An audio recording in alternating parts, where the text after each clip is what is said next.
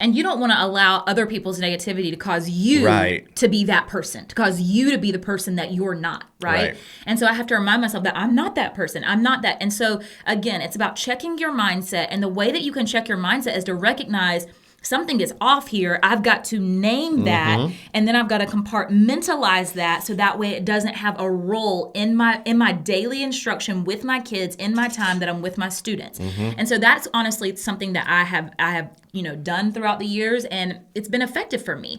But the problem is, if we don't recognize it, first of all, and we don't name it, we can't do anything about it. And so we've got to start there. So then the next thing for me, once I learned to kind of compartmentalize those areas and what energy I'm bringing into the classroom, the next thing is, we talk a lot about in our book, The Wild Card, that it's not about what you teach, it's about how you teach. Exactly. And this is powerful for educators, for parents at home. Now, I know you might say, well, I'm not teaching the standards, my child's but this is really an attitude. This is really a posture. That's exactly what it is. It's an attitude. It's an attitude. It's a posture. It's how you carry yourself.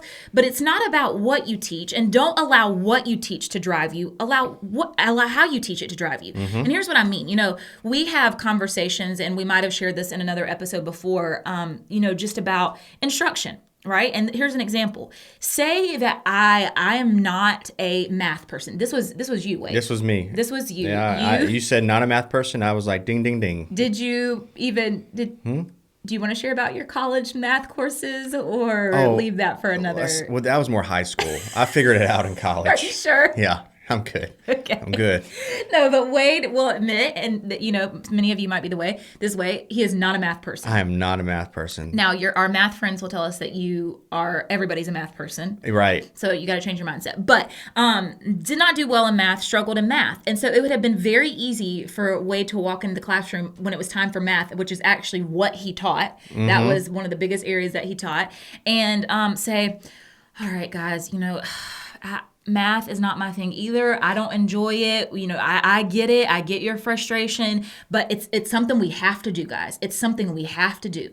And if that's how you went into every single lesson, I guarantee you more students than not, more kids than not, would feel the same exact way about math. Oh, absolutely. Yep. And so there are areas, and I know we've talked about this concept, but that's not really what we're diving into today. There are areas in parenting, in education, in life, things that we do not enjoy doing.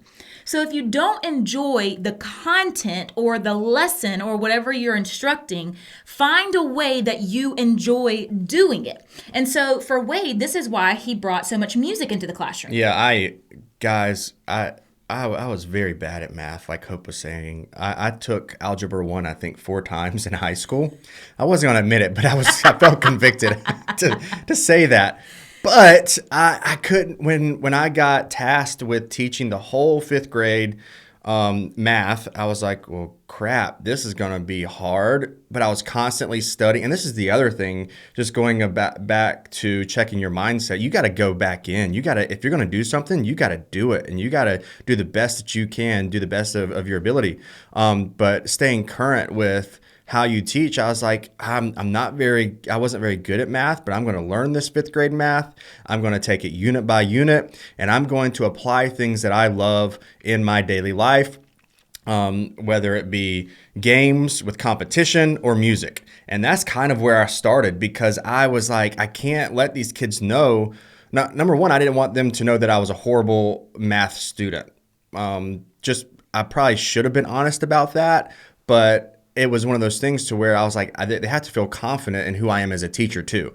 And so it wasn't that I was keeping it from them. I was just relearning all of this math. And so we would play games. I would divide them up into groups. We would write songs. Back then it was Bruno Mars. I want to name my triangles. Yeah.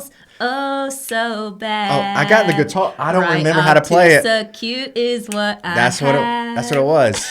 I walked by his classroom. You're welcome for that, everybody. Yeah, it was. By the way. It was so good. That is my love for you people. I don't sing anywhere unless No. it's teaching, so I consider this teaching. I used that song in my 3rd grade classroom, You did. actually. I allowed you to use my song. But I started with that, and it wasn't something that was revolutionary, because, I mean, we've grown up with Schoolhouse Rock, right? But in this case, I was like, I love to play music. I love the guitar, bring the guitar in. And it started out very simple, but it was something that was just different. Still had my routines in the classroom. You had what was it, the Cupid Shuffle or something? I did Yeah, it was Cupid Shuffle with long division. Multiply. And I'm not a dancer, but my kids in Pendleton, South Carolina, they knew the Cupid Shuffle, so we did it. I walked by his classroom, and he would have his guitar. He'd be up on the tables, and those kids would be doing. We did that. It wasn't the what was it the.